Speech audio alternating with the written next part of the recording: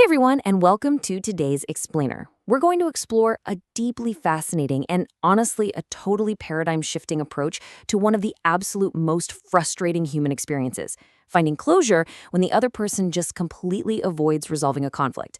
You know that feeling when you're just left hanging? Well, we're going to see how the solution to that has absolutely nothing to do with them and literally everything to do with you.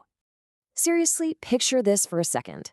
Have you ever been deeply triggered by someone? Maybe it's a colleague who constantly CCs your boss on those minor emails, or an ex who just ghosted you without a single word. It leaves you feeling completely powerless, right? You're just sitting there boiling with unresolved tension, and the person who caused it absolutely refuses to engage. It feels like you're trapped, mostly because you think you need them for closure. But what if I told you that that feeling of powerlessness is actually a complete illusion? Okay, let's dive right into this. To understand how to break free from this trap, we're going to explore some truly groundbreaking insights from Debbie Ford's book, The Dark Side of the Light Chasers. Throughout this explainer, we're going to look really closely at her radical solution. The central premise here is incredibly liberating, and it's this. You don't actually need the other person's presence or their apology or even their understanding to resolve the conflict. You hold all the power, right now. All right, so Section 1, the mirror of our triggers. Let's start by looking at the core psychological mechanism that explains exactly why we get so intensely triggered by very specific people in the first place, while other people's annoying habits kind of just roll right off our backs.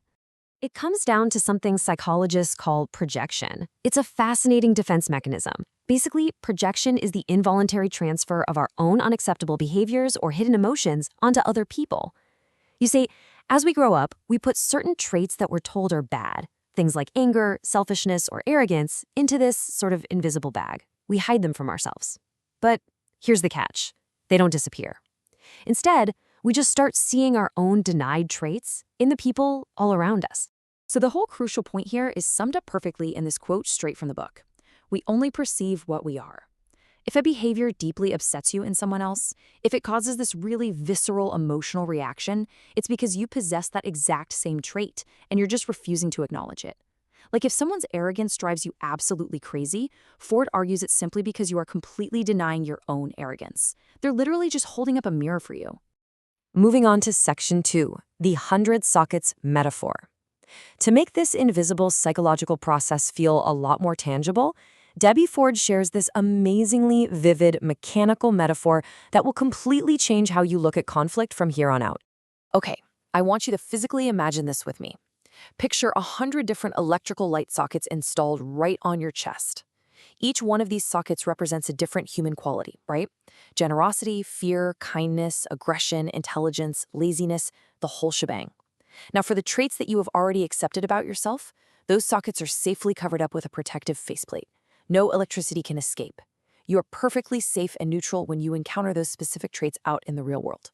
But, well, here's where the conflict happens. The qualities you've denied or repressed, those sockets lack a protective plate. They're entirely exposed, and they carry a massive live electrical charge. So when someone walks into your life exhibiting a trait you've denied, say someone who's highly critical, they act as the plug.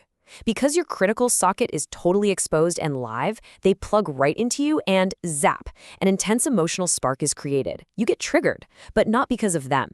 It's because you had a live, unshielded socket just waiting to be plugged into. Which brings us to Section 3, the story of Arlene. Let's look at a real-world story from the source material to prove exactly how this whole electrical projection theory works in practice, especially when you feel like you're under attack. So, Debbie Ford describes a time she was leading a seminar in Oakland, and there was this woman in the audience named Arlene. Arlene was highly hostile, constantly disruptive, and incredibly critical. She just sat right in the front row with her arms crossed, actively resisting everything Debbie was saying. You know the type. The tension in the room was just thick. For days, Debbie felt physically sick, totally suffocated by Arlene's negative, aggressive energy. And it finally reached a climax when Debbie suggested they continue a specific exercise. Arlene just aggressively challenged her. She looked at Debbie furiously and demanded to know why they had to do it. The entire room just froze. Debbie was experiencing all the physical symptoms of extreme tension and panic. I mean, Arlene was triggering her deeply. But then Debbie had this massive breakthrough moment. She stepped back and realized what was actually happening beneath the surface. Arlene was merely the plug. Debbie was the socket. Arlene's aggressive, hostile behavior was triggering Debbie's so intensely because Debbie was harboring an unintegrated, hidden, bitchy, and hostile shadow within herself. Debbie had spent her whole life trying to be super sweet and accommodating, utterly denying her own capacity for hostility. Arlene was literally just reflecting it back to her. And this brilliantly illustrates the solution. Debbie didn't confront Arlene. Actually, scratch that, she didn't even demand an apology or storm out of the room. Instead, she went home that night and did the radical internal shadow work. She looked in the mirror, took out a piece of paper, and wrote, "I am a bitch." She forced herself to own the exact negative trait that Arlene was projecting at her. She kept repeating it until that heavy, suffocating emotional charge entirely disappeared. Essentially, she put the protective plate over her own exposed socket. Now, what happened next is almost unbelievable, but it perfectly proves the theory.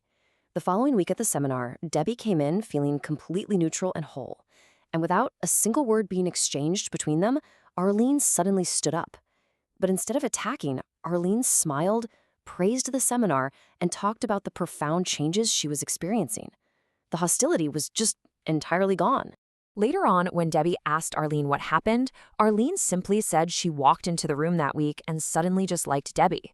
Debbie writes, "This experience changed my life.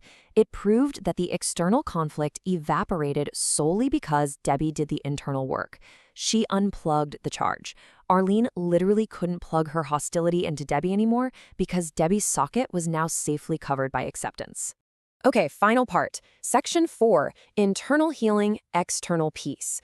Let's summarize how you can actually apply this paradigm shift to your own frustrating, unresolved conflicts, especially when the other person has packed up and walked away. Just think about the difference here. If you have an unintegrated shadow, meaning you deny parts of yourself, you're going to be easily triggered, you'll constantly blame others for your pain, and the conflict will remain alive inside you even if the person is long gone. But if you integrate your shadow by owning the trait they reflect, you become totally neutral. You become peaceful. You become physically incapable of holding the other person's energetic charge. So the absolutely crucial takeaway from this explainer is this. Once you own the trait, the other person can no longer use you to recharge. If someone wrongs you and walks away, they haven't taken your closure with them. They've actually given you a gift. They've shown you exactly which of your 100 sockets is exposed. Resolving that projection internally breaks the circuit forever, leaving you completely free from that toxic dynamic, regardless of what they do. So, I want to leave you with this final, slightly provocative thought. Think of the one person who triggers you the most right now, especially someone you feel you have unresolved conflict with. Ask yourself, what are they mirroring that you refuse to own? It's time to stop looking out the window for closure and start looking in the mirror. When you finally find the courage to say, "I am that too," the conflict dissolves and you get your power back. Thank you so much for joining me for this explainer, and happy healing.